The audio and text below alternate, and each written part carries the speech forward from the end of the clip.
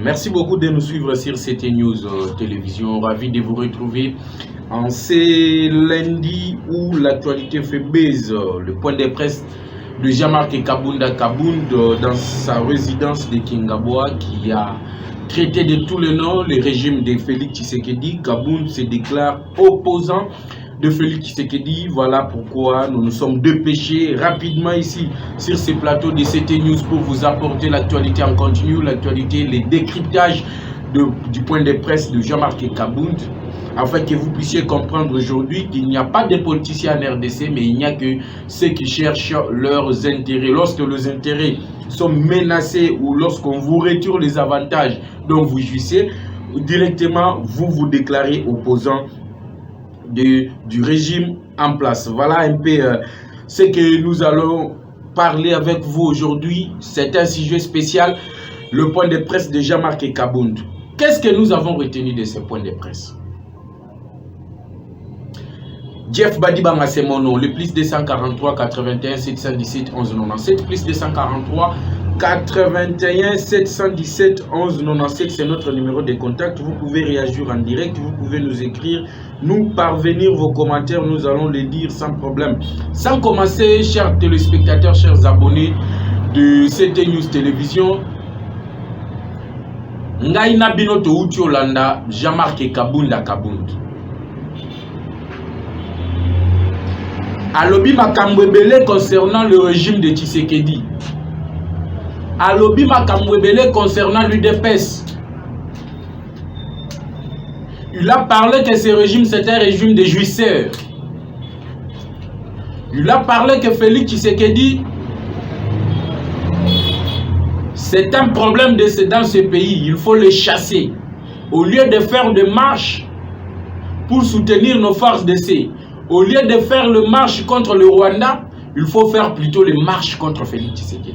Ça, ce sont les déclarations de Kabound. Je suis en train de les ramasser, après je vais vous montrer. Est-ce que Kabound, c'est quelqu'un qu'on doit faire confiance ou pas? Est-ce que tout ce que Kabound est en train de critiquer aujourd'hui, il est l'auteur de ça ou pas? Il a traité Félix Tshisekedi d'un incompétent notoire. Il a dit que les régimes financiers ne sont pas capables de mobiliser les recettes à la hauteur de la République démocratique du Congo. Il a dit que les caisses de l'État sont en train de saigner. Kabound a dit que le voyage du chef de l'État n'apporte rien. Il se déclare directement opposant de Mukwantombo. 1.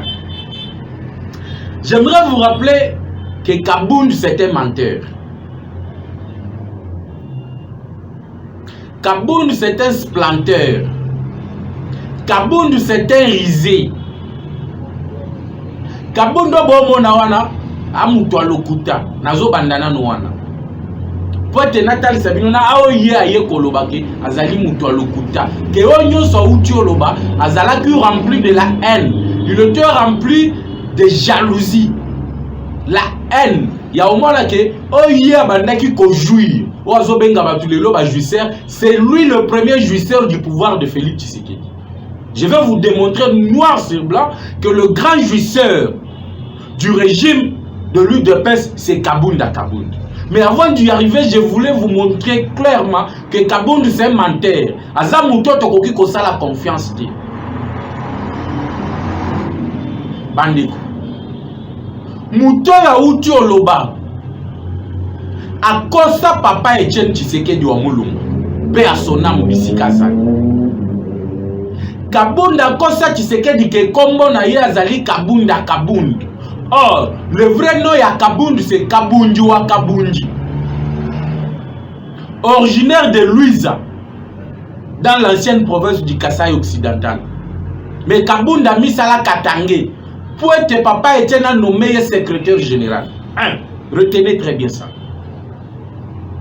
Pour les intérêts de Kabound, pour comme secrétaire général à IDPS, à cause de papa Etienne Tshisekedi, na Kombo naye, na province d'origine naye, a mis comme ça Katangé, parce qu'il savait que papa Etienne étant du Grand Kasaï, Yé Moutouazala qui président UDPS, Akoka qui nommé comme secrétaire, Yé Moutouazala qui sous Moutouazala Grand Kassai. Voilà pourquoi il a menti à papa Etienne Tshisekedi. Ami Komisa Moutouazala Katanga. À cause de ça, papa Etienne Tikombo. Alors, il y a comme on a Kabunda Kabund. Zokande comme on a Kabundi wa Kabundi. Un menteur, un supplanteur. À ce qui concerne les intérêts de Kabund, il est capable de tout. Même de changer son nom. Même de changer le nom de son père. Même le nom de sa famille. Il est capable de le faire pour ses propres intérêts. Kabund. Un menteur. Pour comme un secrétaire général, à cause de papa Etienne Tshisekedi na kombo na ye. Ami komisana Moutouazala Grand Katanga. Zokande Moutouazala Louise na Kassai Oriental. Alongwa Kabundi wa Kabundi akoma Kabunda Kabund. Pourquoi il l'a fait? Parce qu'il avait dans ses intentions les idées de devenir secrétaire général de l'UDPS. Et pour y arriver, il a menti toute la nation. Il a menti même au super-héros national. Donc il se réclame aujourd'hui le fils idéologique. Pour commencer, c'est un menteur. Maintenant, revenons à Makambo Yaouti Oloba. Naouti Otali Sabino clairement que pour ses intérêts, il est capable de tout. Revenons maintenant lorsqu'il dit que le régime de Félix Tshisekedi, c'est un régime de jouisseurs. C'est là où ça me fait mal. Mais c'est Kabund, mitala bien à miroir. Regarde ce que tu étais. Tango Zalaki n'a espace Grand Katanga. Regarde-toi bien dans la photo. Et regarde le Kabund aujourd'hui que l'UDPS a fait. Est-ce que c'est la même chose? Qui est jouisseur? C'est toi ou bien c'est le régime de l'UDPS? Qui a bénéficié de ce régime dont tu traites aujourd'hui d'un régime de jouisseurs? Kabund. Ozwa 1 million na kingakati ya transport et pas Kabila. Na moment ya négociation sorti à gouvernement, il y a cash, il y a coalition FCC cash. Tu as pris des millions, et pas Joseph Kabila na kingakati pour céder d'autres postes qui étaient dits à l'UDPS. Là, tu jouissais ou tu ne jouissais pas. Bokenda na bato FCC, l'ancien président ici, Oyoakima Rubero, Bozalaki na la lodge. Kabund otambola na cheval. Ozoganga elenge à pouvoir. Là, tu jouissais ou bien tu faisais quoi? Est-ce que tu peux me répondre, monsieur Kabund? Ceux qui va jouisser les aïeux, soit tes alliés, régime Félix Tshisekedi.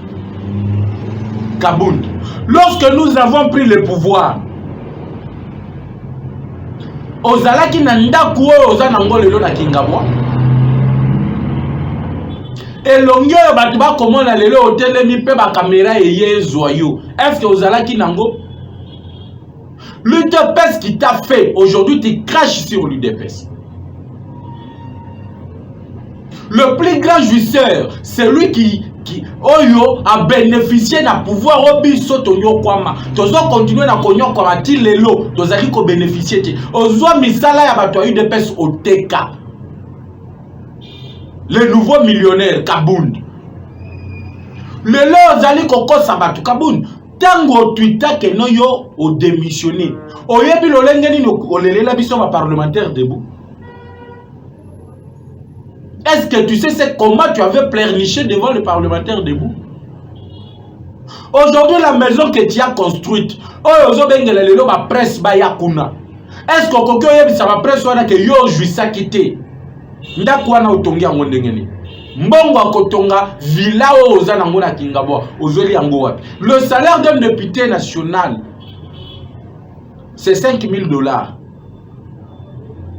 Yo sikosh villa otongi ezaka wana teza ebele bakare minye oza nango l'espace Katanga ozimbongo wapi ya kosomba bakare minye wana si tu n'étais pas un jouisseur. Aujourd'hui Kabund parle que l'UDPS au pouvoir n'est pas capable de réguler la circulation routière. Mais il faut avoir honte. Nani abandaki kotambola na ba cortège na sens unique na ville ya Kinshasa. Yo Kabundu te. Nani abandaki kotobola ba pneu ya batu na banzela. Eza nani? Eza yo Kabundu te. Aujourd'hui, animé par la haine, animé par la jalousie, animé na ken toza na yango. Parce que misiko yo mbongo bandaki kobima otonga ka ba villa. Ba mbongo bandaki kobima o sala nango makambo wana ba bloquer yango. Lelo tu te proclames opposant de Félix Tshisekedi. Tu te crois à la hauteur de Tshisekedi. Tu oublies que Ozali kaka un petit crapaud. Mais ouais, Azali komi monaneti tango azo vimba muke wana a combiné tu es le fond. C'est ce que tu es en train de faire.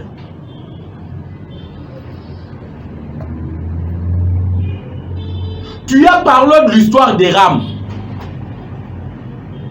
Au lobby, tu as dit à Félix Tshisekedi, Yakobo ya likambo ram yako supprimer yango. Mais tu peux mentir que les gens qui ne suivent pas la politique, tu peux mentir ceux qui ne suivent pas l'actualité. Nous, nous sommes bien informés.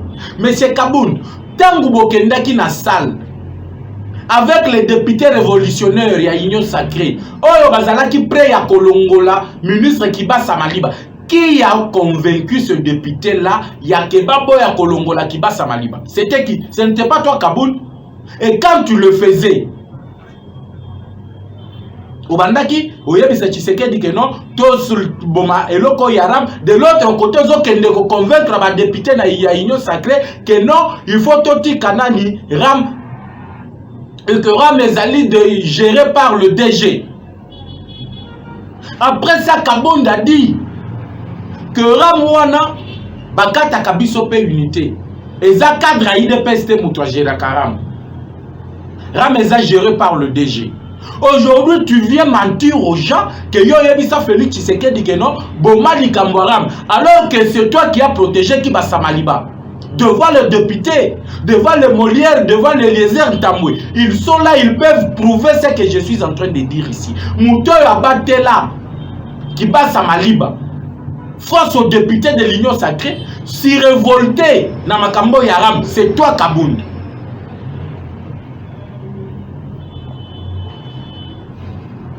Aujourd'hui, que Félix Tshisekedi n'a pas un leadership. Félix Tshisekedi, c'est un danger public. Mais je m'étonne. Tant que Félix Tshisekedi a zongi na COP26, na Écosse, avant que zonga na ye Kabound prend la parole pour tweeter, ba tweet na ye zali. Oh na koloba ba tweet ya Kabound deza. Allez vérifier, vous comprendrez que oh nyo sona koloba wa ezali ko bimisa sikoyo oh to bombaki. To lobaki azalaki mwana ndaku. To discipliner ye, mais ayo kite ayo kotumbo la biso, alors il faut to bimisa. Kabound dit excusez-moi, tango mokonzi mboka zongi na COP26, Kabound tweet akoloba boy, Quinois et Quinoises, merci beaucoup pour l'accueil chaleureux réservé au président de la République. Et merci beaucoup pour votre confiance dans sa vision de changer les choses. Là, c'est Kabound qui tweet. Alobi, na bakino merci mingi na confiance oyo bozali nango na Félix Tshisekedi na vision oyo azali nango ya ko changer makambo. Et à l'époque makambo Kabound faisait allusion ezalaki ya ko réclamer la part de Lyon oyo Félix a réclamé na COP26 na Mayemata Limboka na biso République démocratique du Congo. Mais aujourd'hui Kabound vient nous dire que Tshisekedi manque un leadership. Vous comprenez que c'est un splanter, un risé comme le serpent ancien. Kabound, c'est un serpent ancien. Un homme très risé, manipulateur. Il veut manipuler l'opinion nationale. Mais tout le monde aujourd'hui a déjà ouvert ses yeux. Au Koko Salissou Sounani, M. Kaboundji wa Kaboundji. Aujourd'hui, tu dis que tu vas ça là marche pour soutenir FARDC. Regardez le niveau d'un politicien. Alors, tu vas soutenir FARDC. Tu vas ça la marche contre l'ambassade de Rwanda. Tu vas agresser biso. Tu vas s'attaquer à Félix Tshisekedi. Est-ce que la solution à l'insécurité de l'Est s'appelle Félix Tshisekedi? Parce que Félix a à coûté insécurité ezali. Il a kobunda na makaniso azali na yango pour na kosilisa insécurité. Mais ce que nous propose Kabound ezali que la solution à l'insécurité de l'Est c'est chasser Félix Tshisekedi. Quel ignorant que tu es. Quel incompétent que tu es. Aujourd'hui, bato basali ke lelo yo Kabound ozonga na université, otanga université. Regarde comment tu le récompenses. Celui de peste qui a fait de toi ce que tu es aujourd'hui. Yeba ke yo zalaka diplômé à Pamba. Ozalaka diplômé à Pamba. Est-ce que batu ba yebi ke yo kosa population congolaise? Yo Kabound. Est-ce que batu ba yebi ke okosa même la CENI? L'olengeni yo comme député national Namboko. Parce que pour postuler comme député, il faut être gradué. Yo za diplômé à Pamba. Au comme député ndengeni, candidat député ndengeni. Tobeta bambo disiko to fongola. Monsieur Kabound, au comme député ndengeni, avec quel diplôme? Parce que oza moi na classe o oza kotanga lelo na mbongo yo yiba na bakari minye. Monsieur Carolite lelo bato batali kutu point de pression au sali tala ba fond de terre belé ozika zika Caroline ezikisa yo elongi okomi kocha ba fond de terre belé et baby city kol ya chemise ya pembe olataki Kabound likolo ya kocha choko olingo comme mundele menteur supplantaire. Lorsque tu dis monsieur Kabound que le régime ici n'a jamais pensé à acheter même les tenues de nos forces armées de la République démocratique du Congo. Mais tu oublies qu'en avril ici, Sama Lukonda a inauguré une usine de fabrication. Oyo bakotonga bilamba tenue à FARDC. Vous comprenez le koutao Kabound azanango ako manipuler la population na bato ba fongoli na misute yango toye na lombangu na chancela Tchala News total isabino le kouta ya Kabound. Hier lobby le régime n'a jamais pensé à acheter même les tenues, mais le gouvernement a inauguré une usine de fabrication de tenues de FARDC en avril ici. Qui est menteur? C'est Kabound ou bien c'est qui? Hein? À lobby, hein? Le régime batika la tako kanisate ke ba sombe na ba FARDC teni. Mais en avril là, Sama Lukonda uto inauguré usine ya fabrication ba teni ya militaire na biso. Oto kosomba lisusu libanda te mais tozali ko fabriquer yango awa na Kinshasa. C'est en avril ici qu'on a inauguré ça.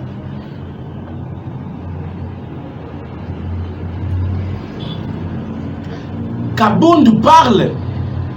Alors Félix Tshisekedi alingia ça la fraude électorale en 2023. Na obeta kama kamboye azui na ya minene o bato bamoni que no Kabound alobi tout c'est que les autres pensent tout bas. Et moi je prends ça pour vous montrer que le Kabound ici, le serpent ancien, c'est un menteur, c'est un supplanteur, c'est un rusé, c'est un serpent ancien qui trompe pas Ève. Yango na zongi lisusu le loyo tango amoni que moi na Zambe mu kwantombolo azana kacha kobungisa mboka. Le serpent ancien s'est réincarné dans Kabound pour na koya ko séduire population congolaise.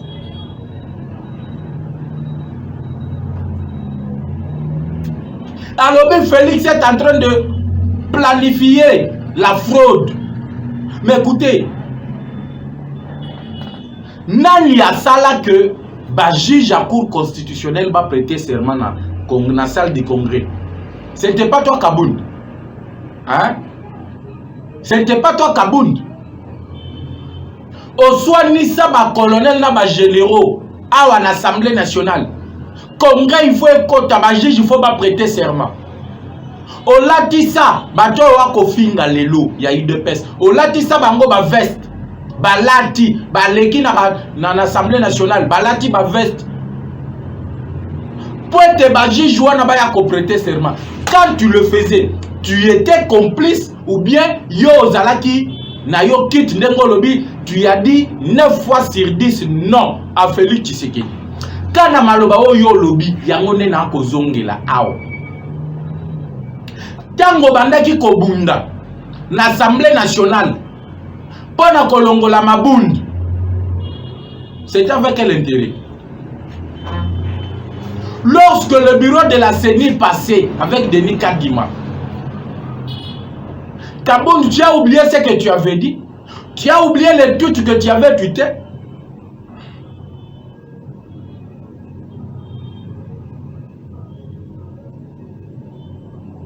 Kabound, tu nous as dit que l'UDPS sera au pouvoir aujourd'hui, demain et éternellement. Wana maloba na yote. Iza maloba na yote, maloba na yote. Aujourd'hui, au vu Batou, au Sangisi, bah moi journaliste, bah tiens caméra, on a sali parti politique. Oui, tu peux faire ton parti politique, c'est pas grave. Mais la vérité est que tout le monde sait que tu es un menteur. La vérité est que tout le monde sait que tu es un splanter. Tu es quelqu'un qui est jaloux de Félix Tshisekedi.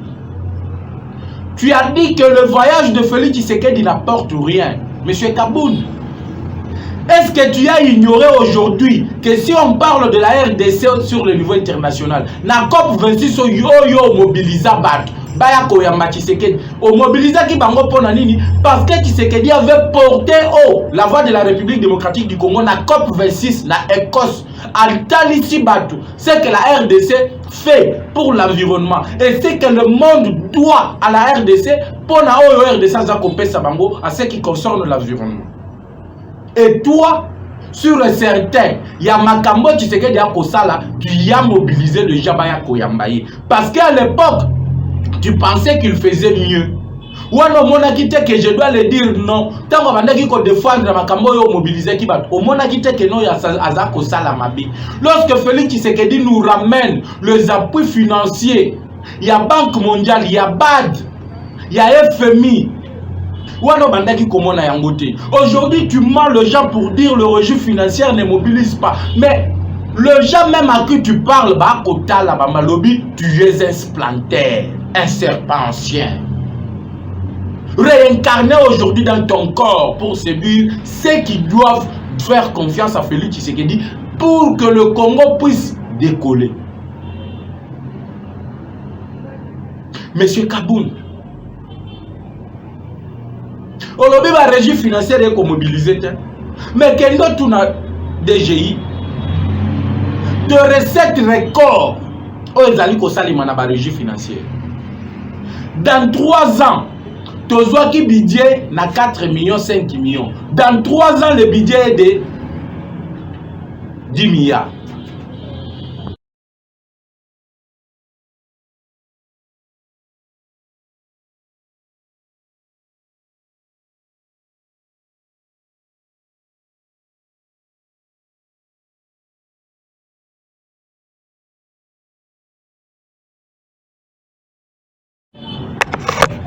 Tu es en train d'oublier que le contrôle de l'UGF na accompagnement na ye ezali ko pesa résultat oyo ata ba opposant mususu oyo ezali ko rejoindre ba kondima yango lelo qui peut nier musala o Félix a kosala contre la corruption. Tout le monde le voit sauf Kabound le splanter, le serpent ancien. Tout le monde a des statistiques, il y a des GI, il y a des Gérard, sauf le serpent ancien Kabound wa Kabound.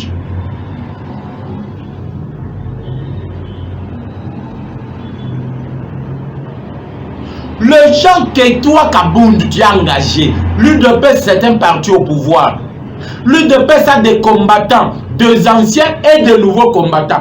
Combien de combattants toi Kabound as-tu fait engager comme président de l'UDPS? Si ce n'est le gens de ta famille, le gens de la tribu Nayo.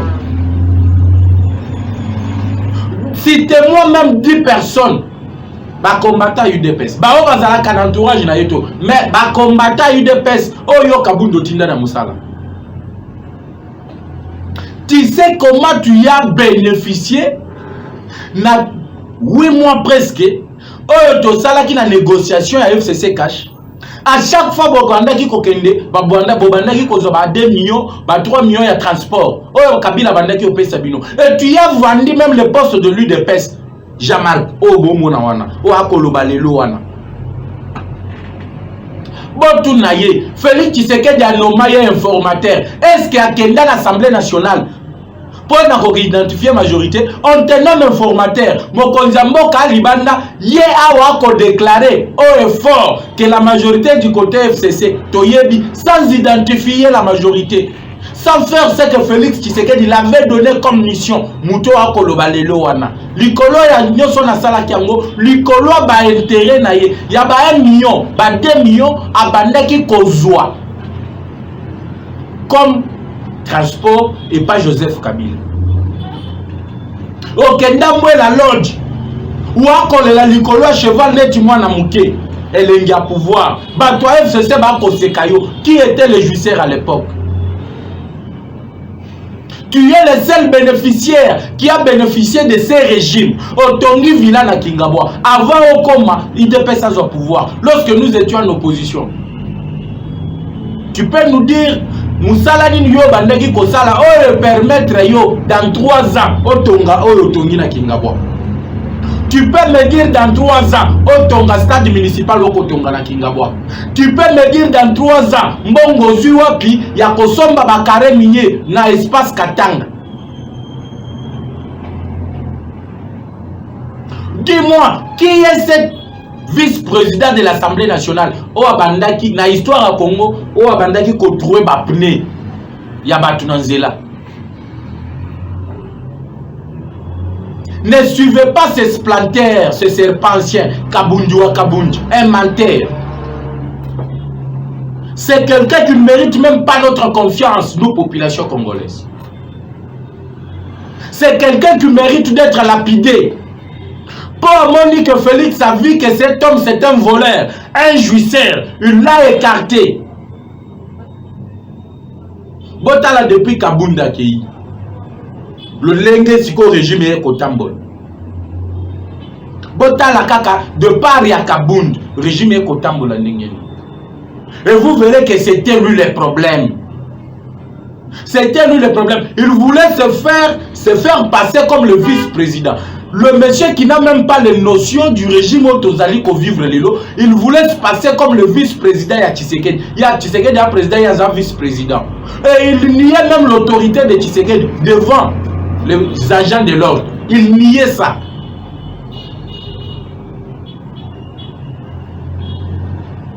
C'est un type Ataso qui a ibi mbongo ba infraction ebele. Pour moi balanda yete parce que ta ba kokangaye na ba infraction azanango bato bakoloba nini. Vous voyez ba komi ko traquer ba opposant. Pour moi batika Kabundu wana.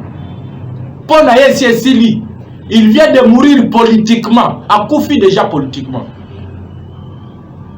Et je vous assure ici, vous verrez en 2023, à Kozouata député mon côté. Oh, il y a Koloba Keno Tshisekedi a préparé fraude électorale ouana. Qui peut voter Kaboun en sachant que va voter dans 3 ans à Tonga ba villa. Ya Yemoko. Nous allons revenir demain pour de plus amples détails. Quant à moi, je vous retrouve demain. Le plus 243 81 717 11 97 plus 243 81 717 11 97, c'est notre numéro de contact. Je vais revenir demain avec de plus amples détails, avec des analyses point par point. Ça, c'était la réaction à chaud. On se retrouve demain sur la même chaîne, à la même heure, avec le même plaisir. Ciao.